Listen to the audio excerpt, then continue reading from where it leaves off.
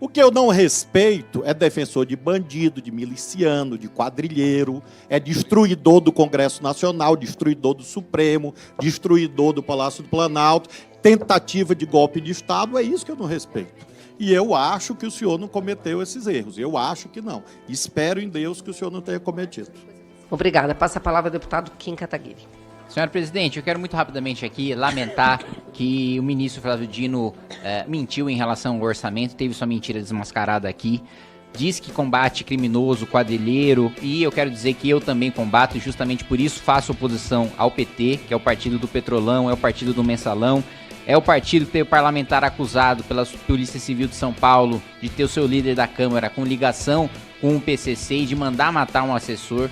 É um partido que teve também um vereador que tentou matar a facadas um jornalista, e justamente por isso que eu faço oposição ao ministro Flávio Dino e ao seu governo. Ele diz que acha que eu não sou criminoso, pois eu tenho certeza que ele cometeu o crime de responsabilidade ao faltar 2 vezes na Comissão de Segurança Pública e, portanto, não posso dizer o mesmo sobre o ministro Flávio Dino.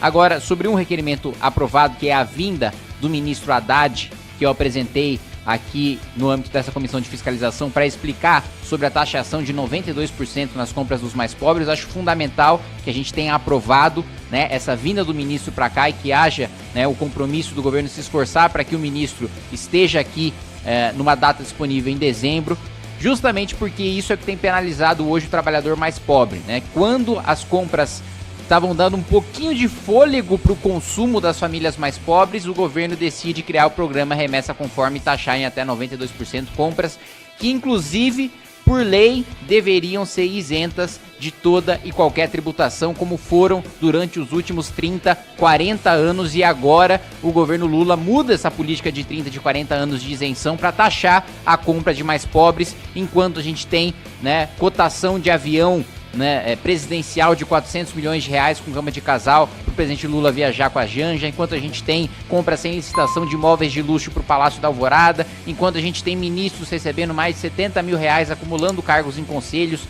com o salário de ministro e ainda dizendo que é a iniciativa privada que possui, né, as ganas do lucro e do capitalismo, quando os próprios ministros utilizam o dinheiro dos mais pobres para fazer parte do 1% do mais rico da população, que recebe mais de 30 mil reais por mês. Serão essas minhas colocações. Senhora presidente, eu quero agradecer a todos os colegas e a vossa excelência. Senhora presidente, senhor ministro, primeiro eu quero fazer um esclarecimento aqui, né, de que o ministro falou sobre crimes cometidos no Discord, né? O Discord, ele nunca esteve no escopo do PL da censura que nós debatemos aqui dentro do Congresso Nacional. Esse é o primeiro esclarecimento a ser feito. E o segundo esclarecimento a ser feito, para que não se cometam injustiças, nem de um lado nem de outro, em relação a uma rede social, o Discord não é Deep Web, o Discord é uma rede como qualquer outra, e que, inclusive, eu possuo um canal de Discord em que quem está no meu canal utiliza para fazer campeonato de debate, para apresentar sugestão de projeto de lei, para assistir filme, para debater livro e por aí vai. Então, não vamos demonizar a ferramenta, quando na realidade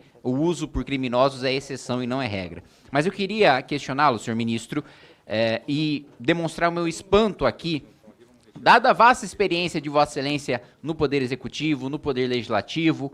Vossa Excelência é um sujeito estudado, vem de uma renomada aristocracia jurídica, né, no Maranhão, e diz que não há corte no orçamento por parte da sua pasta, né, e diz que o orçamento ainda não foi votado, portanto não há de se falar em corte.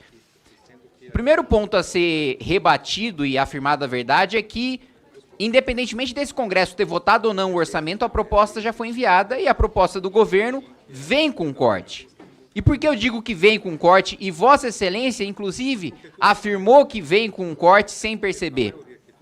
Porque Vossa Excelência disse que em diversas ações do Ministério, o orçamento previsto para o próximo ano é exatamente o mesmo orçamento nominal previsto para este ano. Vossa Excelência deveria conhecer a dinâmica do orçamento e saber que, se não houve aumento nominal, houve queda real no orçamento do Ministério.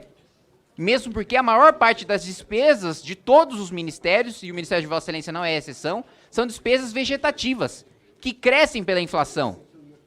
O que significa que, se não há aumento real por parte do orçamento de cada uma das ações, há queda real, porque o orçamento fica espremido. Principalmente o orçamento discricionário, que é o que Vossa Excelência tem controle. Então há corte, sim, na política de segurança pública e no Ministério de Segurança Pública, quando você mantém nominalmente exatamente os mesmos valores. Afinal, todas as despesas vão crescer e vão ser apertadas pela inflação. Aliás, pelo descumprimento da meta do próprio governo, todos os gastilhos fiscais previstos no arcabouço vão ser acionados no ano que vem, o que também vai afetar diretamente o Ministério de Vossa Excelência, e eu tenho certeza que ano que vem o governo vai dizer que a culpa é do Congresso, que não aprovou todas as medidas de aumento de arrecadação, de aumento de imposto que o governo enviou para este Congresso Nacional. Este é um ponto.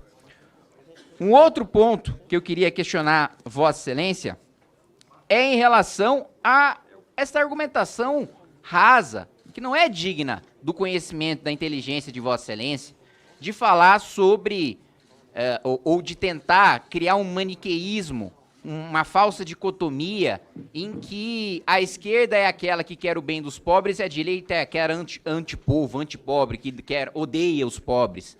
Essa é uma argumentação muito rasa. Há pessoas bem intencionadas em ambos os espectros políticos, dispostas a discutir políticas públicas em ambos os espectros políticos, e há pessoas mal intencionadas, e há ladrões, e há corruptos em ambos os espectros políticos.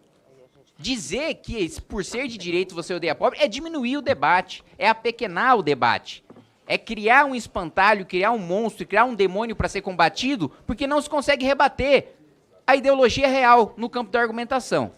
Queria primeiro escutar os questionamentos. Bem, sobre o Discord, eu quero esclarecer, obviamente, que nós respeitamos todas as plataformas, tanto é que nós reunimos com todas, inclusive com a Discord.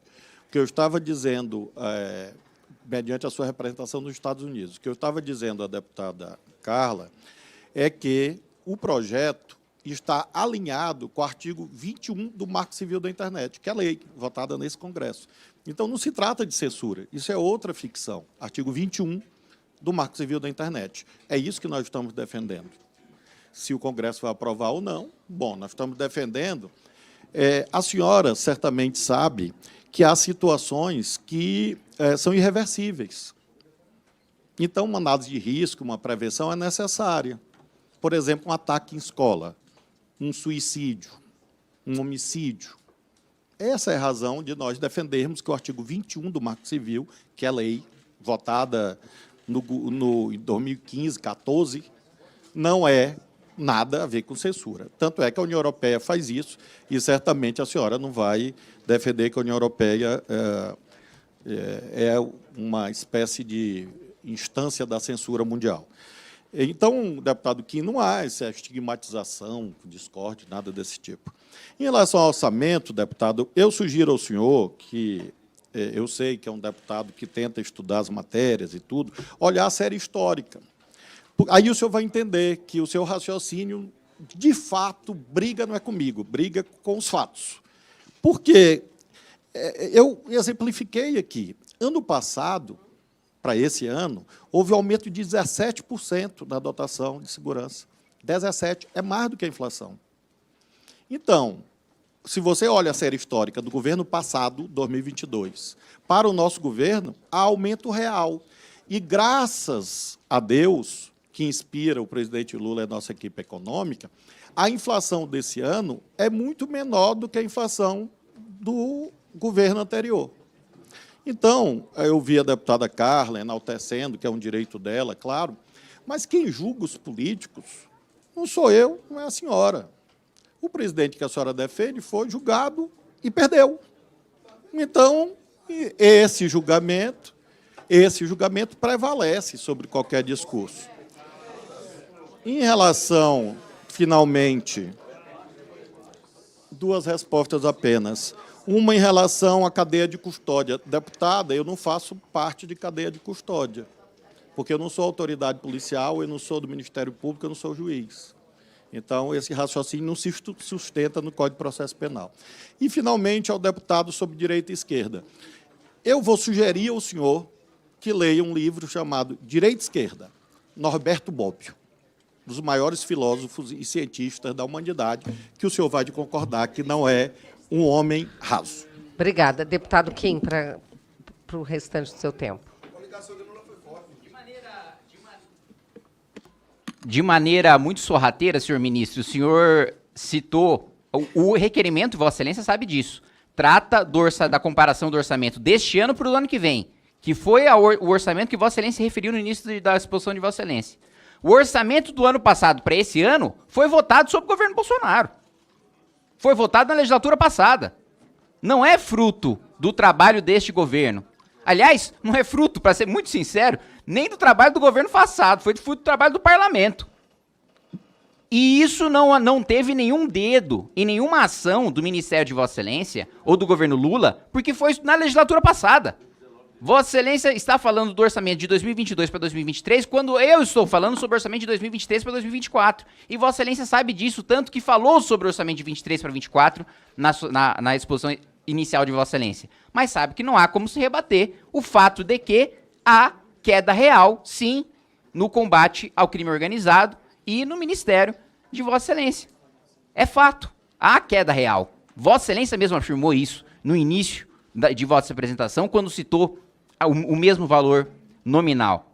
Para além disso, senhor ministro, é importante ressaltar que Vossa Excelência reforça o discurso de que a direita odeia pobres e por aí vai, quando o governo de Vossa Excelência impõe uma taxa sobre compras de mais pobres em 92%, enquanto ministros do governo acumulam cargos e têm supersalários de mais de R$72 mil por mês. Aí fica fácil dizer que é a direita que odeia pobre, quando você na realidade está institucionalmente saqueando o bolso do mais pobre nas compras que eles fazem online, enquanto ministros do governo acumulam ilegalmente supersalários. Eu, inclusive, já ingressei com ações e obtive liminares, afastando membros do governo que hoje recebem supersalários acima do teto.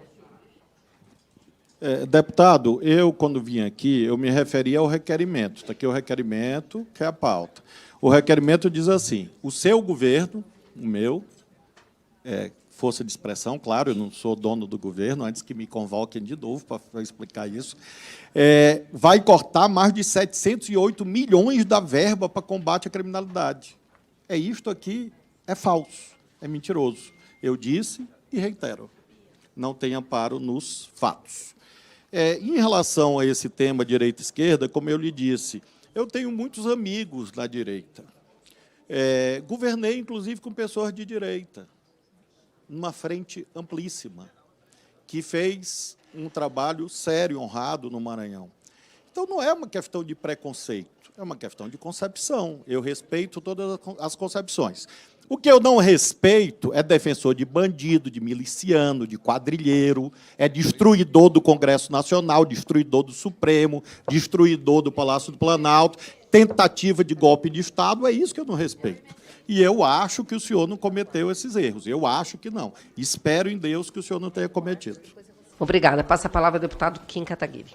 Senhora presidente, eu quero muito rapidamente aqui lamentar que o ministro Flávio Dino mentiu em relação ao orçamento, teve sua mentira desmascarada aqui, diz que combate criminoso, quadrilheiro, e eu quero dizer que eu também combato, e justamente por isso faço oposição ao PT, que é o partido do Petrolão, é o partido do Mensalão, é o partido que tem o parlamentar acusado pela Polícia Civil de São Paulo de ter o seu líder da Câmara com ligação com o PCC e de mandar matar um assessor. É um partido que teve também um vereador que tentou matar a facadas um jornalista, e justamente por isso que eu faço oposição ao ministro Flávio Dino e ao seu governo. Ele diz que acha que eu não sou criminoso, pois eu tenho certeza que ele cometeu o crime de responsabilidade ao faltar 2 vezes na Comissão de Segurança Pública e, portanto, não posso dizer o mesmo sobre o ministro Flávio Dino.